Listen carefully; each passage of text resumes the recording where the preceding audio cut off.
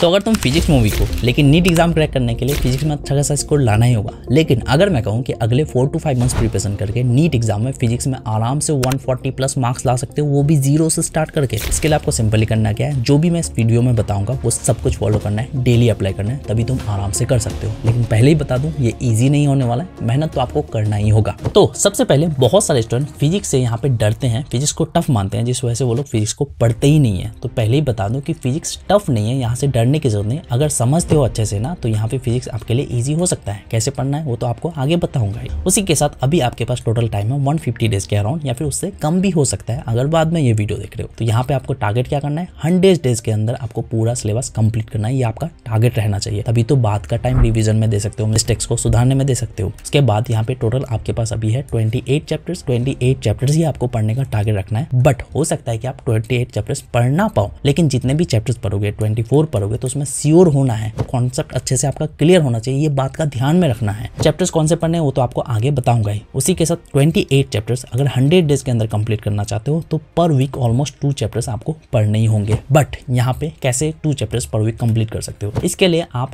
Short and long chapters दोनों को combine करके पढ़ सकते हो। जैसे कि सेमीकंडक्टर एक लॉन्ग चैप्टर है और एटम्स एक शॉर्ट टाइप का चैप्टर है, दोनों के एक वीक के अंदर टारगेट रखोगे कंप्लीट करने का, तो यहाँ पे बैलेंस हो गया, आराम से पढ़ने में दिक्कत भी नहीं होगी। अगर करंट इलेक्ट्रिसिटी पढ़ते हो, साथ ही साथ EM वेव्स भी पढ़ सकते हो। अगर रे ऑप्टिक्स पढ़ते हो तो वेव ऑप्टिक्स भी साथ ही साथ पढ़ सकते हो। शॉर्ट एंड लॉन्ग का कॉम्बिनेशन हो गया। उसी के साथ बाकी के चैप्टर्स इसी तरह से अपने अकॉर्डिंग चूज कर सकते हो। उसी के साथ आपको जो है फॉर्मूलाज का एक लिस्ट बना लेना है। फॉर्मूलाज को डेली रिवाइज करना जरूरी है, क्योंकि यहाँ पे जो है हर साल डायरेक्ट और फॉर्मूला बेस्ड ऑलमोस्ट 80 मार्क्स के क्वेश्चन आते हैं, यानी कि 20 क्वेश्चंस के अराउंड आते हैं। जैसे कि डायरेक्ट बहुत सारे क्वेश्चन है जहाँ पे आपको कैलकुलेशन वगैरह करने की भी जरूरत नहीं है, बस याद करने टाइप है, वहां से आराम से सॉल्व कर सकते हो। फॉर्मूलाज को अप्लाई करोगे, आराम से क्वेश्चन सॉल्व कर पाओगे। उसके बाद बात करता हूँ आप चैप्टर्स कहाँ से स्टार्ट करोगे, कहाँ से पढ़ना स्टार्ट करना है आपको। सबसे पहले बेसिक्स वाले चैप्टर्स की अगर मैं बात करूँ, work, power, energy, motion in a straight line, motion in a plane, laws of motion, ये सारे चैप्टर्स बेसिक्स वाले हैं। इन सबको अगर अच्छे से कंप्लीट करते हो तो बाकी चैप्टर्स समझने में दिक्कत नहीं होगी। साथ ही साथ अगर इलेक्ट्रोस्टैटिक्स अच्छे से कर लेते हो तो ग्रेविटेशन समझने में दिक्कत भी नहीं होगी, जरा सा भी नहीं होगी। उसके बाद अगर स्टार्ट करोगे अभी, तो यहाँ पे वेक्टर से स्टार्ट कर सकते हो। 4D 2D काइनेमेटिक्स पढ़ सकते हो। उसके बाद laws of motion and friction पढ़ सकते हो। वर्क, पावर, एनर्जी पढ़ सकते हो। सर्कुलर मोशन पढ़ सकते हो। ये सारे चैप्टर्स अगर स्टेप बाय स्टेप पढ़ोगे तो आपका बेसिक्स अच्छे से क्लियर हो जाएगा। उसके बाद अगर मैं बात करूँ इंपॉर्टेंट चैप्टर्स जो कि फर्स्ट प्रायोरिटी में रहना चाहिए, सबसे पहले तो मॉडर्न फिजिक्स आपको बिल्कुल मिस नहीं करना है। चारों चैप्टर्स करना है, जिसमें से 10 क्वेश्चन आने के चांसेस है। काइनेमेटिक्स दोनों चैप्टर्स करना है, 5 क्वेश्चन आ सकते हैं। ऑप्टिक्स दोनों चैप्टर करना है, 5 क्वेश्चन आ सकते हैं। इलेक्ट्रोस्टैटिक्स में दोनों करना है, जिसमें से 4 से 5 क्वेश्चन आ सकते हैं। उसी के साथ एनएलएम भी आपको करना ही है। करंट इलेक्ट्रिसिटी करना ही है। ग्रेविटेशन आपको करना ही है, 2 क्वेश्चन आ सकते हैं। साथ ही साथ ऑल्टरनेटिंग करंट करना ही है। वेटेज वाइज टॉपिक्स के ऊपर मैंने ऑलरेडी वीडियो बना रखा है, इजी टू मॉडरेट टाइप के चैप्टर्स का भी वीडियो बना रखा है। अब मैं बात करता हूँ आपको स्टडी कैसे करना है, लेक्चर वगैरह, सेल्फ प्रिपरेशन, रिवीजन कैसे कर सकते हो। सबसे पहले तो अभी आपके पास लास्ट 15 to 20 ईयर्स का PYQs रहना ही है, उसको सॉल्व करना ही होगा। साथ ही साथ एक अच्छा सा क्वेश्चन बैंक भी आपके पास होना चाहिए, जहाँ पे हर टाइप के क्वेश्चन आपके पास हो। अब यहाँ पे जब भी स्टडी करने जाओगे, यहाँ पे लेक्चर जो है आप 2 टाइप के अभी आपको देखने हैं।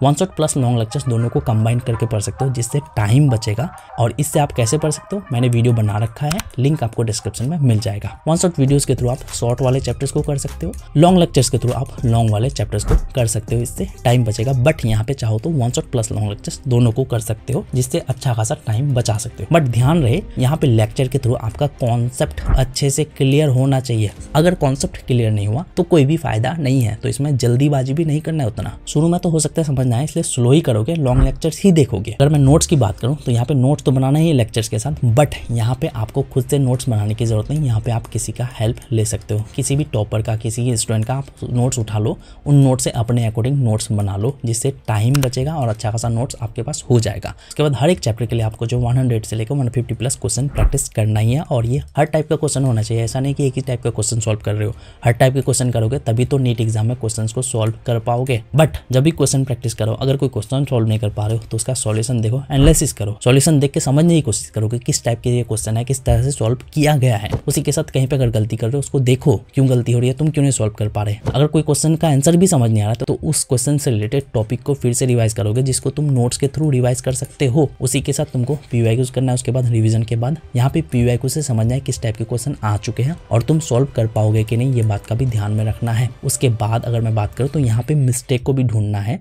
अगर अगर कोई क्वेश्चन सॉल्व नहीं कर पा रहे हो, क्यों नहीं कर पा रहे हो, गलती कहाँ हो रही है, उस गलती को लिखना है और उस गलती को रिवाइज करना है बार बार, ताकि सेम गलती दोबारा ना करो। मिस्टेक का सॉल्यूशन बहुत ज़्यादा जरूरी है। अगर मिस्टेक्स को सुधारोगे नहीं तो आगे ये सब गलती बार बार करते रहोगे। उसके बाद अगर मैं बात करूँ सेल्फ स्टडी के लिए, तुम नोट्स से पढ़ सकते हो। एनसीईआरटी पढ़ने की जरूरत उतना नहीं है फिजिक्स के लिए, साथ ही साथ तुमको क्वेश्चन प्रैक्टिस तो करना ही है। उसी के साथ जब भी रिवाइज करो तो यहाँ पे लॉन्ग नोट्स के थ्रू कर सकते हो, जो कि वीकली बेसिस पे कर सकते हो। साथ ही साथ तुम टेस्ट के थ्रू भी रिवाइज कर सकते हो। जैसे कि तुम टेस्ट में अगर कोई क्वेश्चन सॉल्व नहीं कर पा रहे हो, बहुत सारे क्वेश्चन सॉल्व कर लिया, लेकिन कोई क्वेश्चन अगर सॉल्व नहीं कर पा रहे हो, उस क्वेश्चन से रिलेटेड टॉपिक को दोबारा रिवाइज कर सकते हो, जिसके लिए तुम हेल्प ले सकते हो नोट्स का। साथ ही साथ तुम शॉर्ट नोट्स के थ्रू डेली रिवाइज कर सकते हो। 10 मिनट देके डेली सोने से पहले रिवाइज कर सकते हो। शॉर्ट नोट्स 1 पेज 2 पेज का ही होता है, तो वहां से आपका टाइम भी बचेगा, डेली बेसिस पे रिवीजन भी होगा और कोई भी टॉपिक भूलोगे नहीं। उसी के साथ अगर एनसीईआरटी पढ़ना चाहते हो, पॉइंट्स टू पॉइंटर लास्ट के टाइम पढ़ सकते हो, समरी भी देख सकते हो, इन टेक्स्ट क्वेश्चन भी कर सकते हो। उसी के साथ आपको बता दूं कि लास्ट के महीने में या फिर लास्ट के 30-40 डेज में आपको फुल ऑन रिवीजन पे फोकस करना है। कहीं पे गलती कर रहे हो उसको देखना है, कोई गलती कर रहे हो तो उसको सुधारना है, सेम टाइप के मिस्टेक दोबारा नहीं करना चाहिए।